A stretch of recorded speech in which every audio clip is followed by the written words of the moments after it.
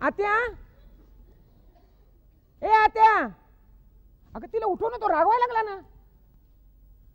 आत्या,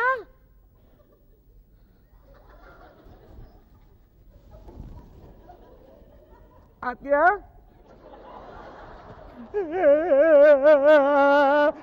हल्ली हल्ली हल्ली हल्ली हल्ली ग हल्ली हल्ली. अगो बाई, माझ्या छातीत धस्सच झालं. मला वाटलं गेली काय जातीवारात माग. हे अगं कशी झोपती ग तू? झोपली का गेली कळतच नाही. ए चपका, झोपताना काय आपण फोटो काढायला झोपतो काय? प्रवासाने माझा अंग नुसतं ठस ठस ठस ठस ठस. अगा गा गा गा.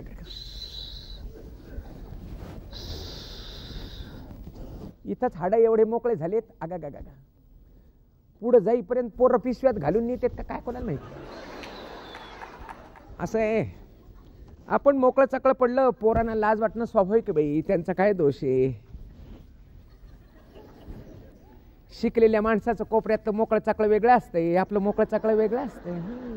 शिकलेले आहेत ना ते. हे सगळं चालू असतानाच मामा, ओ मामा, मामा, काय झालं बोंबलेला? तुम्ही नीट बोला ना, असं काय करता? काय झालं? काय झालं म्हणजे? तुम्ही घरून निघताना चला चला चला चला चला चला मोर्चा काढल्यासारखी वरात काढली. पण काय बिघडलं?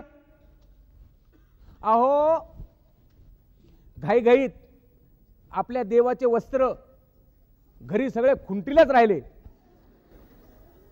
म्हणजे सगळे देव तसेच?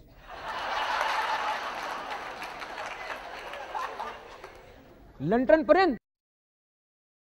पर्यंत असेच? तिथे गेल्यावर पाहू ना, डब्यात झाकलेले आहेत ना.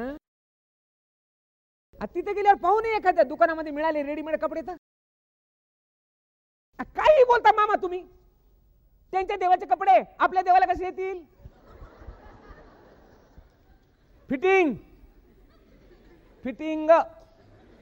त्यांचे माप केवढे, आपले माप केवढे.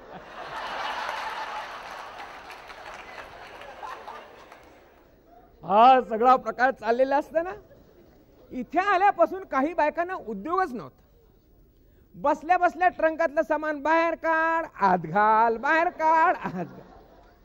हा उद्योग करता करता एक दुसरीला सांगायला लागली, अगं अगं हे काय सांगू तुला, काय झालं काय झालं म्हणजे सांगण्यासारखं आहे काय? आणि मग कशाला म्हणते काय सांगू तुला? तुला काही म्हणलं का सांग म्हणून? तसं नाही ग, तू कोणाला बोलणार नाहीस ना, सांगणार नाहीस ना. अलीकडे सरक. अगं अजून अलीकडे सरक ना. आता काय तुझ्या मांडीवर बसू काय? सांगायचं सांगण्यात नको सांगू. ये मिली कचकच. तू कोणाला सांगणार नाहीस ना. काय झालं?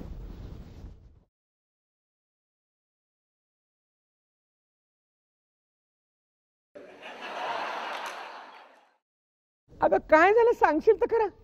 तू कोणाला सांगणार नाहीस ना. अगं काय झालं? मी की नाही तिकडच्या कोपऱ्यातल्या खोलीत गेली बाई. हो बाई, कुठून गेली आज? नाही तर काय म्हणलं, आत गेले, डावीकडं पाहिलं आरसा, उजवीकडं पाहिलं आरसा, सरळ पाहिलं आरसा, जिकडं पाहावं तिकडं आरसे. आत गेले, मला काही सुचलंच नाही, मी पटकन बाहेरच आले.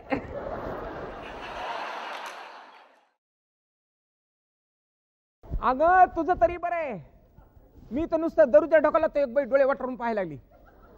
मी दारा बाहेर आले म्हणलं कोण असेल बाई, आणि नंतर माझ्या लक्षात आलं माझी मीच होते म्हणून.